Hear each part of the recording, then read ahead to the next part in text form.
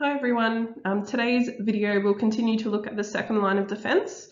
Specifically, we're focusing on the inflammatory response in this set of notes. So this specifically relates to the dot points from your study design in you needing to know the steps of the inflammatory response, so what steps are involved, as well as the key role of mast cells in triggering the inflammatory response and the resulting signs that we see in our body. So let's take a closer look at that now. So our inflammatory response, this is something every single person has experienced before, regardless of how severe your injuries have been. I just went and got my flu shot today, and you know what? I'm seeing signs of inflammation on the side of my arm. I've got a red and swollen lump there.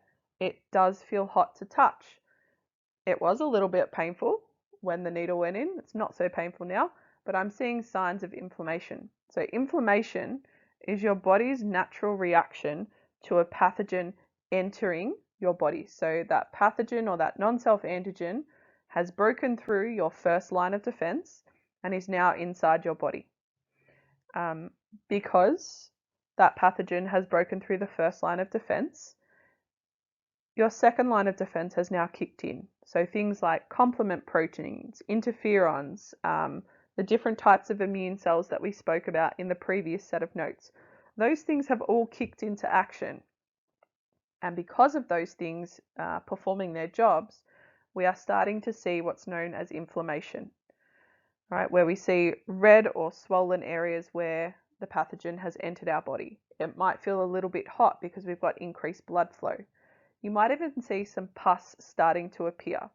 And believe it or not, pus is just a whole bunch of your white blood cells that have died and your body needs to get rid of them. So they decide to get rid of them in the form of pus. There you go. Fun fact for today. So let's have a look at how the signs of inflammation are actually linked to what we term as the inflammatory response in our immune system topic. So the inflammatory response that your second line of defense will start to use once a pathogen or a non-self antigen has breached your first line of defense, they've infected your body, will look something similar to this. So for example, say you get a paper cut.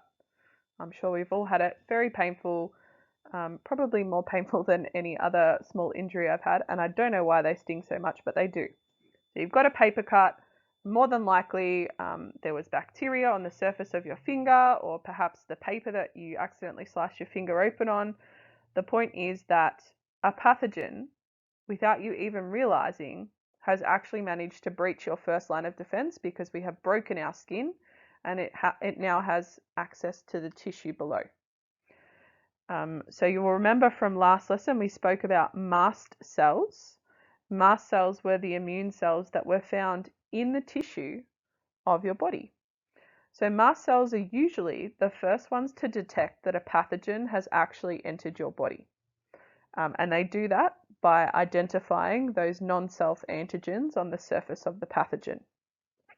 Once it has detected that there is a pathogen in your body, that's when your mast cell will be triggered to release the histamine chemicals. Now, it's actually these histamine chemicals that trigger the physical signs of inflammation that we recognize. So things like being red and hot and swollen, that sort of thing. It's actually histamine that's doing that. So that chemical histamine that's released by the mast cells, which would be in the tissue where your pathogen has entered. So I guess, the tip of your finger where that pathogen has entered, if you've had the paper cut on your finger, those histamines will travel through your tissue directly into your blood vessels. While they're in your blood vessels, they actually trigger your blood vessels to dilate. Okay, so dilate means that your blood vessels are getting slightly wider. So for example, if this was the diameter of a blood vessel there, adding histamine or releasing histamine by these mast cells might cause your blood vessel to slightly increase in diameter so that it's a little bit wider. There's two benefits to doing this. The first one is it allows for more blood flow. Okay, so the benefit to having blood flow means that if we're pumping blood to that area or that site of infection quicker, it means that we are able to bring some of our other immune cells to that site of infection quicker, specifically those neutrophils. Okay, remember the neutrophils were the white blood cells that are found in your bloodstream. Okay, so they're illustrated in the diagram below. And the second benefit to dilating or making your blood vessels wider is by doing so, they kind of create little gaps between the cells of your capillaries that allow these neutrophil cells to squeeze through. So in this part of the diagram here, it's trying to show you one of those neutrophil immune cells that would be found in your blood is squeezing through the gaps in the cells of your capillaries. Now, the reason that it wants to do that is these neutrophil cells, our phagocytic cells, they want to get out of the bloodstream and into that tissue where the mast cell has detected the pathogen.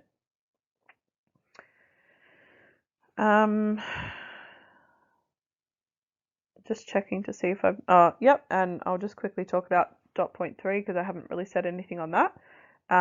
So this is going back to the histamines as well. So histamines cause your blood vessels to dilate. Histamines make the blood vessels more permeable or leaky to allow your phagocytic cells to cross through them and get to the site of infection.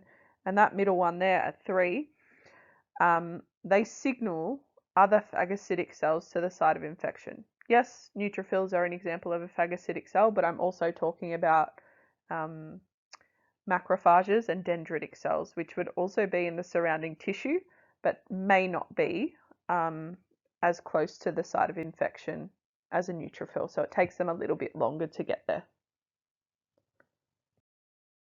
All right, just another diagram showing you what's happening in your inflammatory response. So we have our, looks like a pin that's pricked the surface of a skin, and we now have our pathogens that have entered the body here. Obviously, histamine has been released by the mast cells, and that histamine will travel down to our blood vessels as well as the surrounding tissue to signal our immune cells to move into action.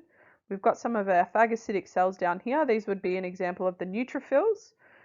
Once histamine has had a chance to take effect on that blood vessel and make it a little bit wider or dilate it, we can see it getting wider in this diagram here. Those neutrophils will start to be able to leak through or move through those blood vessels and then travel up to the site of infection to start engulfing those pathogens via phagocytosis. Again, just another way of representing your inflammatory response. So this time we've got a wound, maybe it's on the surface of your knee, you've fallen over and you've grazed your knee. We can then see our little pathogens here that have breached the broken skin and they're infecting the tissue below. Our mast cell here has identified that they are non-self antigens on the surface of those pathogens, and it's releasing histamine into the blood vessels that way. Those histamines obviously trigger the blood vessels to dilate, which will increase our blood flow, meaning our neutrophils will be pumped to the site of infection quicker. And also those histamines have caused our blood vessel to become a little bit leaky so that our neutrophils are able to get out quite easily into that tissue where the infection has occurred. Those neutrophils are then using phagocytosis here to engulf our pathogens, and we're also seeing some macrophages come along and help engulf those pathogens via phagocytosis as well. Hopefully all of these cells and different parts of our second line of defense are enough to prevent the pathogen from infecting any further parts of our body. Sometimes the second line of defense is enough and they can, destroy the pathogen before it does any harm to the body. But if this infection by this particular pathogen was too much for these cells to handle and they weren't able to keep it under control, that's when something like our third line of defense would kick into play. and that's a more targeted immune response. But we'll talk about the third line of defense in another set of notes, not today.